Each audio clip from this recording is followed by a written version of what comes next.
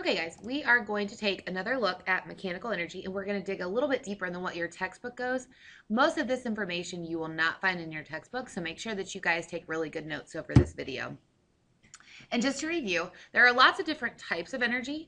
We like to focus on mechanical energy, which is the energy that has to do with an object's motion, position, or shape.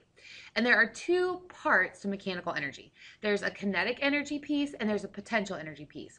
So to find the total mechanical energy of an object, you have to add kinetic and potential energies together. So let's take a closer look at kinetic energy. This is the energy of motion. Every moving object will have kinetic energy.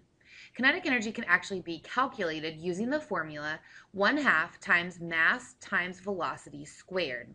So in abbreviations, that's 1/2 mv squared. For our units to work out, we have to make sure that our mass is in kilograms. And the reason for that is because energy is measured in joules. And if you, joule is a Newton meter. And remember that newtons are kilograms times meters per second squared. So we have to make sure that our mass is measured in kilograms, and we want our speed to be in meters per second. If they aren't, then your resultant unit is not going to be in joules.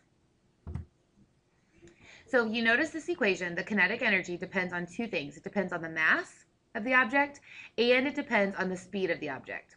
Now, because speed is actually a squared unit, it depends more on the speed of the objects than it does on the mass of the object. So speed is a very important factor when you're thinking about the kinetic energy. Go ahead and pause the video for a second and try the practice problem, and then come back and I'll go over it.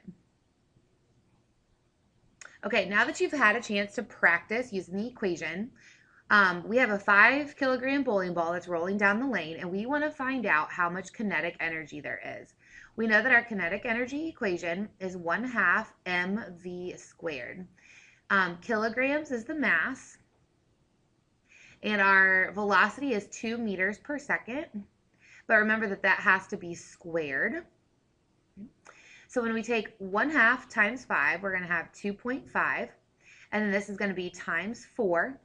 2.5 times 4 is actually going to be 10 joules. I hope that you guys got that for an answer. Now let's talk about the other piece of mechanical energy. Let's talk about potential energy.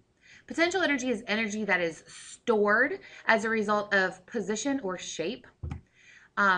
Having to do with an object's shape is elastic. You can think of like a spring or like a rubber band. If a rubber band is stretched out, it's going to have a lot of potential energy, because you know that as soon as you let that rubber band go, it's going to fly. The other type of potential energy is gravitational potential energy, because when you lift objects up, they have the potential to fall. And there's actually an equation for the gravitational potential energy. We label this as KeandPE because it stands for gravitational potential energy, and it depends on the object's mass and height.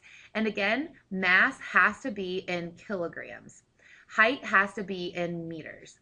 Gravity, we know, is a constant number. We are still going to use 10 meters per second squared as our constant number for velocity, or for gravity. So again, pause the video, try the practice problem, and then replay. Okay, now that you guys have had a chance to practice, we're going to come back to that same 5-kilogram bowling ball, but this time it's resting on a shelf. That word resting is very key, because if an object is resting, that means that its kinetic energy equals 0. So all of the energy of this bowling ball has to do with its potential energy. So again, potential energy, and if you want to specify gravitational potential energy, a lot of times PE, we're automatically talking about gravitational potential energy. This equals mgh. The mass is 5 kilograms. Gravity is 10 meters per second squared. And the height here is 1 meter. So 5 times 10 is 50. 50 times 1 is 50. So this bowling ball has 50 joules of energy when it's resting on a 1-meter shelf.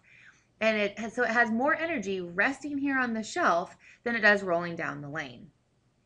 If you need to go back and watch the video, please do.